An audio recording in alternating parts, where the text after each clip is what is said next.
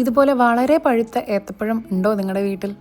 എൻ്റെ വീട്ടിൽ ഇതുപോലുള്ള ഏത്തപ്പഴം പുഴുങ്ങിയ ആരും കഴിക്കില്ല, ആർക്കും ഇഷ്ടമല്ല. ഈ പറയുന്ന എനിക്ക് പോലും ഇഷ്ടമല്ല കേട്ടോ. അപ്പം ഞാൻ കരുതി ഇതിന് ഒരു രൂപമാറ്റം കൊടുക്കാമെന്ന്. അപ്പോൾ നല്ലൊരു അടിപൊളി ബ്രേക്ക്ഫാസ്റ്റ് അങ്ങ് ഉണ്ടാക്കിയാലോ ഇത് വെച്ച്. അപ്പോൾ ഞാൻ ഇന്ന് ഉണ്ടാക്കാൻ പോകുന്നത് ഏത്തപ്പഴം വെച്ച് ഒരു ഇടിയപ്പമാണ് കേട്ടോ.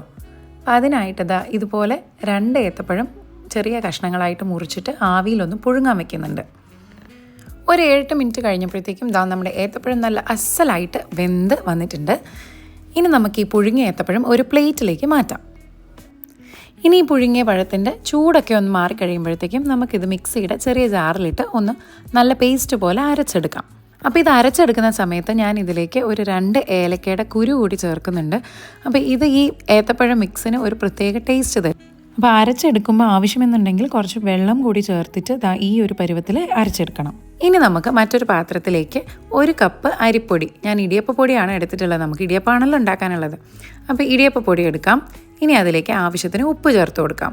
ഇനി നമുക്ക് ഈ ഇടിയപ്പം കുഴച്ചെടുക്കാനായിട്ട് നമ്മൾ നേരത്തെ തയ്യാറാക്കിയിട്ടുള്ള ഏത്തപ്പഴത്തിൻ്റെ മിക്സ് ചേർത്ത് കൊടുക്കാം.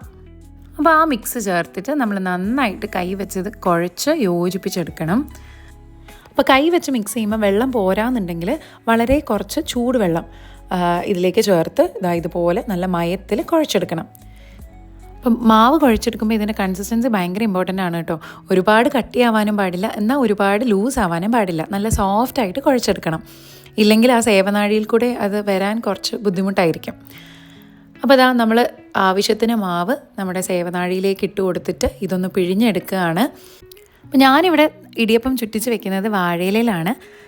നിങ്ങൾക്ക് വേണമെങ്കിൽ ഇതുപോലെ വാഴയിലയിൽ ചെയ്യാം. അതല്ലാന്നുണ്ടെങ്കിൽ നിങ്ങൾക്ക് ഇടിയപ്പം ഉണ്ടാക്കുന്ന തട്ടിൽ തന്നെ ഇതുപോലെ ചുറ്റിച്ച് ഇടിയപ്പം തയ്യാറാക്കി എടുക്കാവുന്നതാണ്.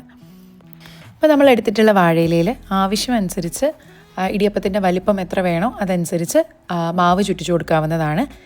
ഇങ്ങനെ ചുറ്റിച്ചെടുത്തതിന് ശേഷം ഇതിൻ്റെ മുകളിലായിട്ട് നിറച്ച് തേങ്ങാപ്പീര ഇട്ട് കൊടുക്കാവുന്നതാണ്.